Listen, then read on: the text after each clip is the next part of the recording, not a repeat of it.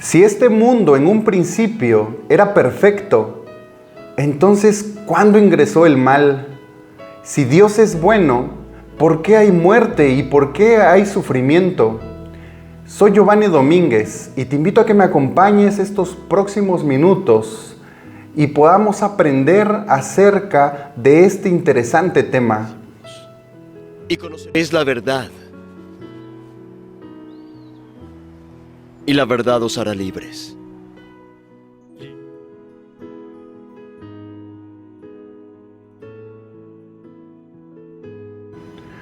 ¿Dónde y cuándo comienza el pecado?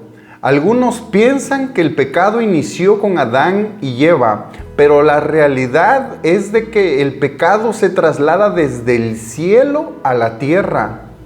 El pecado inició en un ambiente perfecto que es el cielo, en un ángel muy honrado llamado Lucifer.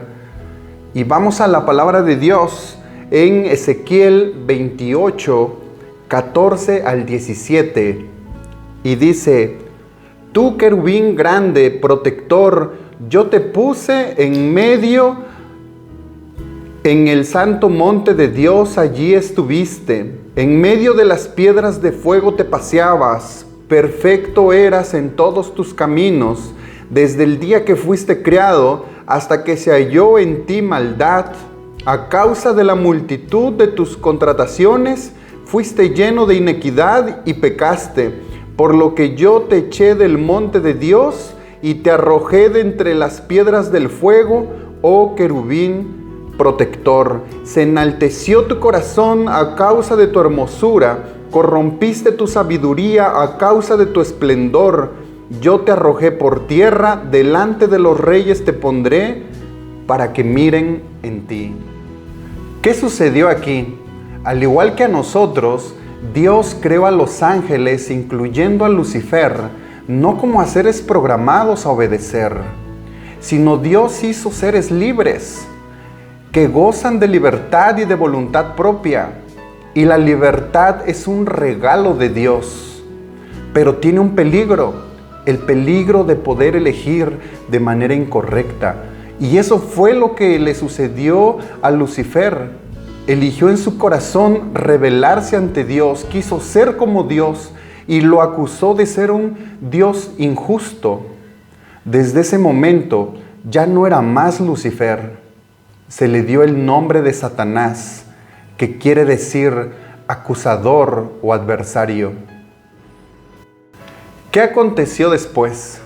Vamos a la palabra de Dios en Apocalipsis 12, en el versículo 7 al versículo 9, y dice: Después hubo una gran batalla en el cielo. Miguel y sus ángeles luchaban contra el dragón, y luchaban el dragón y sus ángeles, pero no prevalecieron, ni se halló ya lugar para ellos en el cielo. Y fue lanzado fuera el gran dragón, la serpiente antigua que se llama Diablo y Satanás, el cual engaña al mundo entero. Fue arrojado a la tierra y sus ángeles fueron arrojados con él. ¿Por qué Dios arrojó a Satanás y a los otros ángeles engañados? ¿Por qué no terminó en ese momento de una vez por todas con el mal? Dios no piensa como yo pienso. Para mí hubiera sido más fácil que en ese momento Dios hubiera destruido a Satanás y se terminaba el problema de raíz. Pero Dios es sabio y Él sabía de que si lo eliminaba, los otros ángeles que estaban ahí ya no iban a adorar a Dios por amor, lo iban a hacer por miedo.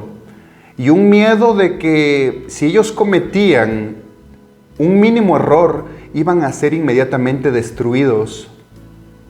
Por esa razón, sabemos de que Dios es amor. Y entonces a partir de ese momento, Dios deja que Satanás se muestre tal como Él es, para dejarnos de ahí una valiosa lección, no solamente a nosotros, sino a todo el universo, donde todos pudiéramos aprender acerca de las terribles consecuencias que trae el pecado. Cuando Dios creó a Adán y a Eva, Dios les advirtió de que el pecado había iniciado en el cielo y de que también había un enemigo que probablemente iba a querer destruirlos.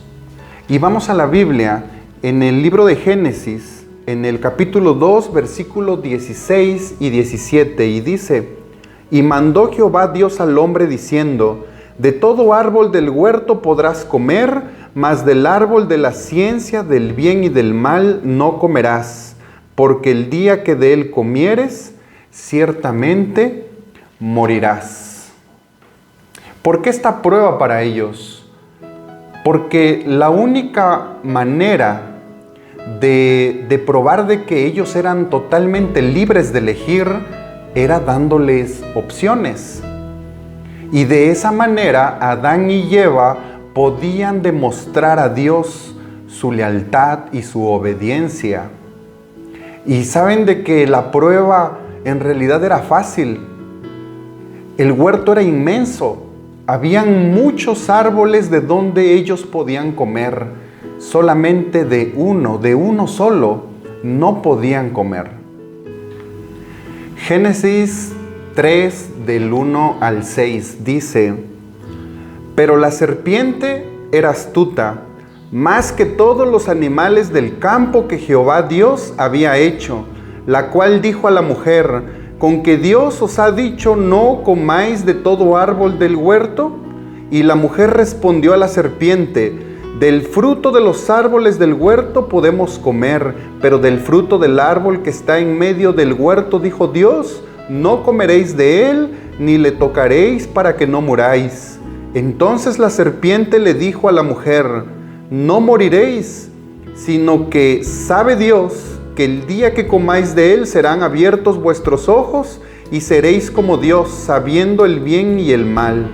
Y vio la mujer que el árbol era bueno para comer y que era agradable a los ojos y árbol codiciable para alcanzar la sabiduría, y tomó de su fruto y comió y dio también a su marido, el cual comió así como ella.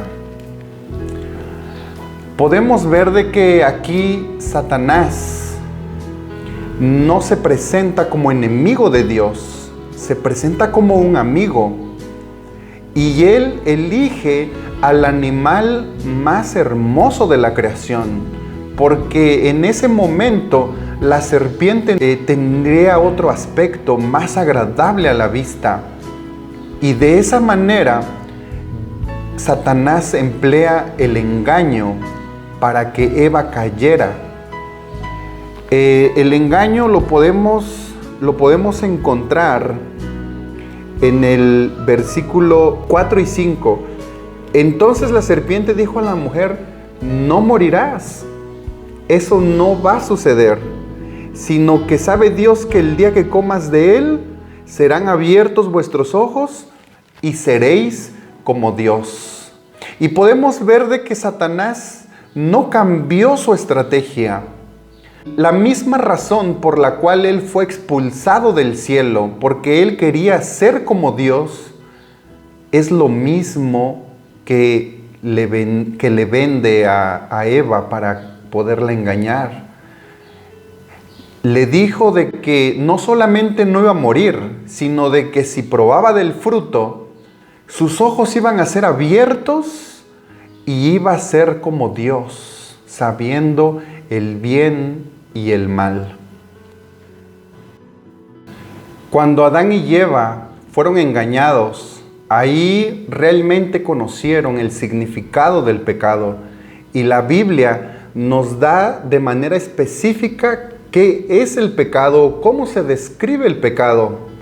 En Primera de Juan, en el capítulo 3, en el versículo 4 dice: Todo aquel que comete pecado infringe también la ley, pues el pecado es infracción de la ley. Es decir, el pecado es desobediencia a lo que ya está establecido por Dios. Cuando Dios le dijo a Adán y a Eva: no coman de este fruto, pero ellos fueron y comieron, se traduce en desobediencia. Y pecar es desobedecer a lo que Dios ya establece en su ley, en lo que ya establece en su palabra. Eso es pecado. ¿Cuál es la consecuencia del pecado? Vamos a la Biblia, en Romanos capítulo 6, versículo 23, y dice: porque la paga del pecado es muerte, mas la dádiva de Dios es vida eterna en Cristo Jesús, Señor nuestro. Tenemos que entender una cosa, tenemos que entender que nadie en esta tierra se va a librar del pecado. Aún aquellas personas que tú ves más buenas y que tú dices, esas personas no le hacen mal a nadie. El pecado está dentro de toda la humanidad. El pecado es una herencia que traemos desde los primeros padres y se ha impregnado como un virus a toda la humanidad. Desde que nosotros somos engendrados en el vientre de nuestra madre, ese pecado ya viene con nosotros. Y mientras vivamos en esta tierra, el pecado va a estar presente todo el tiempo. Y el pecado trae consecuencias. El pecado primeramente dice que la paga del pecado es la muerte. Y el pecado esclaviza. El pecado te hace culpable. El pecado te separa de Dios. El pecado es un mal que no puede ser quitado por fuerzas humanas. Ahora en la Biblia se mencionan a dos grupos de personas que tienen relación con el pecado. Vamos a verlo en Primera de Juan, capítulo 3, versículos 8 y 10. Y dice: el que practica el pecado es del diablo, porque el diablo peca desde el principio. Para esto apareció el Hijo de Dios, para deshacer las obras del diablo. Versículo 10. En esto se manifiestan los hijos de Dios y los hijos del diablo. Todo aquel que no hace justicia y que no ama a su hermano, no es de Dios. Podemos darnos cuenta de que Dios de cierta manera establece sus leyes, nos da de su palabra y trata de orientarnos para que nosotros podamos vivir una vida de santidad en esta tierra, a pesar de que exista el pecado. Lo cierto es de que hay dos grupos de personas. Existen las personas que viven sin ley, y dice que estas personas que practican el pecado son del diablo. ¿Qué quiere decir esto? Aquellas personas que mienten y no pasa nada, no sienten nada. Aquellas personas que roban una y otra vez y piensan, todos roban, yo también puedo seguir robando, no pasa nada. Eso es practicar. Cuando practican el pecado una y otra vez sin ningún tipo de remordimiento, eso es el primer grupo de personas que practica el pecado y que son hijos del diablo. ¿Y dónde está ubicado el otro grupo? El otro grupo seguramente también peca. Todos pecamos. Nadie se libra de pecar. Desde que nos despertamos, llegan pensamientos negativos a la mente, robamos, mentimos, codiciamos. Pero ahí hay una diferencia. La diferencia es que los hijos de Dios no practicamos el pecado. Podemos pecar, pero de manera involuntaria. Podemos pecar, pero de inmediato tendemos al arrepentimiento y decir, esto está mal, esto no lo debo de seguir haciendo porque está mal. Porque si yo lo sigo practicando y no pasa nada, soy hijo del diablo. Y dice aquí que están los que son hijos de Dios e hijos del diablo. Así de que no podemos jugar con el pecado. Debemos de tener cuidado ante esa situación. El pecado trae graves consecuencias, pero resistamos al pecado en el nombre de Dios y Él nos dará la victoria. Si te gustó este video, compártelo con un amigo, compártelo con algún familiar, para que también, al igual que tú, pueda aprender acerca de este interesante tema con un fundamento sólido. Y recuerda que en este mundo, ante una multitud de opiniones, la Biblia siempre va a tener la última palabra.